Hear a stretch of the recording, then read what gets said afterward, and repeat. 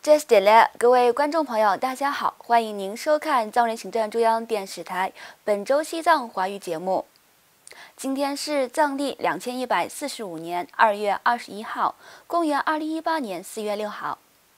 本期的主要新闻有：达赖喇嘛尊者与印度高层官员一同出席感恩印度大喜集会活动。藏人行政中央在新德里举办感恩印度系列活动之西藏文化节活动。藏人行政中央驻日内瓦代表会晤捷克共和国议会议员。已故丹增德烈仁波切侄女尼玛拉姆在澳大利亚展开游说活动。下面请看详细内容。上月31号，在达赖喇嘛尊者流亡印度近60年之际，藏人行政中央在印度北部达兰萨拉举办了感恩印度集会活动，感恩印度政府和民众近60年来为流亡藏人提供庇护与各项援助。西藏精神领袖达赖喇嘛尊者、印度中央政府文化部部长马赫史谢尔玛、印度执政党人民党秘书长拉姆马代夫、印度国大党资深发言人兼国会上议院议员萨塔亚夫拉特等作为嘉宾出席了当天的活动。达赖喇嘛尊者在仪式上发表致辞时，特别感谢印度政府和人民近60年来对流亡藏人给予支持，并表示藏人在流亡中各个领域都取得了可喜成果，尤其是在印度以藏传佛教为主的西藏传统文化不仅得到了保护和发扬，而且对整个世界做出了贡献。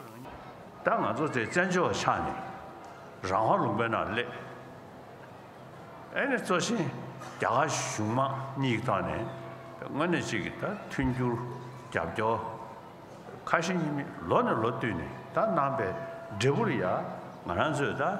chi lotong자가 된다 jaga kebe shishun 아주 다고 때문에 여대버티 딴 저분이 찔이야 갈라 강성의 편도 쳐야지 삼라 레도 印度中央政府文化部部长马赫什谢尔玛作为主要嘉宾，在发言时感谢达赖喇嘛尊者向全世界传播古印度非暴力理念而做出的贡献，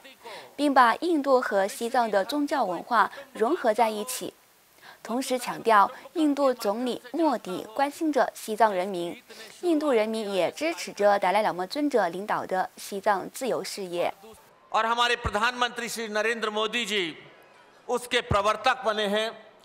और उस भारतीयता को ऊंचाइयों तक ले जाने में तिब्बत के लोगों का भी बहुत बड़ा योगदान है। आपकी इस घनी संस्कृति, आपकी इस बुद्धिज्म कल्चर, आपके इस ध्यान योग मेडिटेशन, आपके इस मैसेज ऑफ पीस का बहुत बड़ा योगदान है।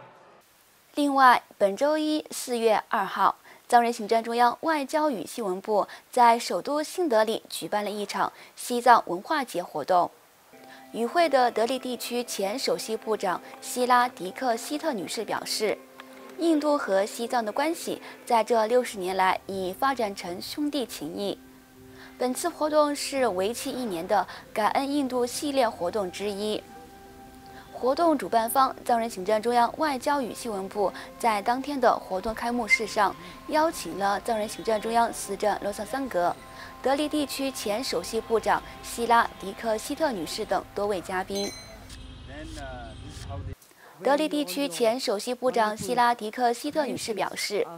印度和西藏的关系已有60年了，这一关系是由加瓦赫尼赫鲁开创的。现在这种关系已发展成兄弟情谊，我们都是兄弟姐妹。当流亡社区在感恩印度时，印度同样感谢流亡藏人成为印度的一部分。Nepalese handicrafts, because they are really outstanding and really beautiful, and I think we need to make them even more popular and more accessible to people who want to buy them but are unable to do so. I wish you all the very best. And you are saying thank you to India. India thanks you for being what you are.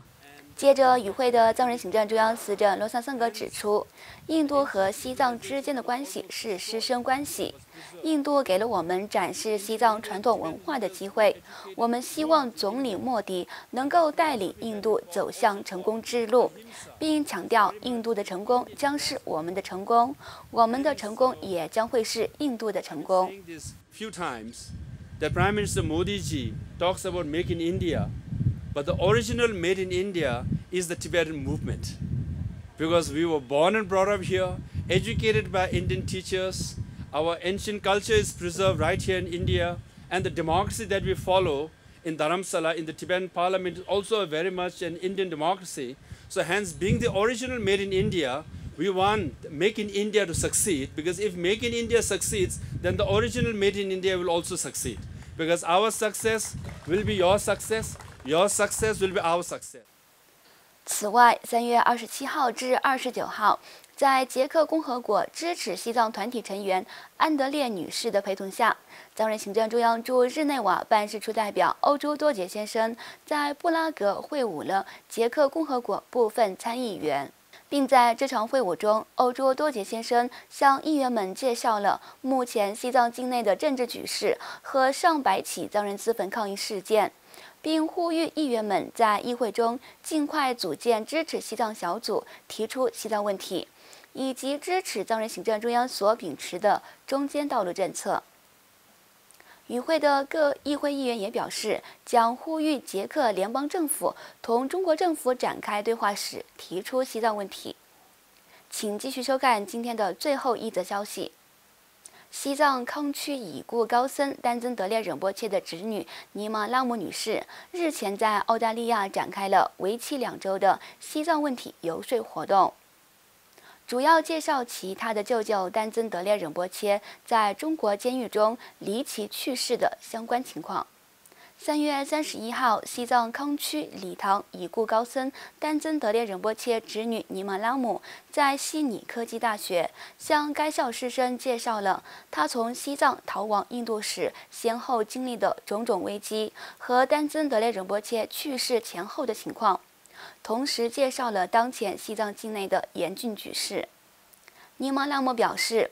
当时向中国监狱提出要求归还丹增德烈仁波切遗体时，他和母亲被当局冠以泄露国家机密罪，在成都拘留了18天。在拘留期间，他们遭到中国当局的多次盘问，当局还让他和母亲在一份文件上签名，其中包含3项释放条件，即保证对境外不提及仁波切死亡的消息，保证今后不指控当局毒死仁波切，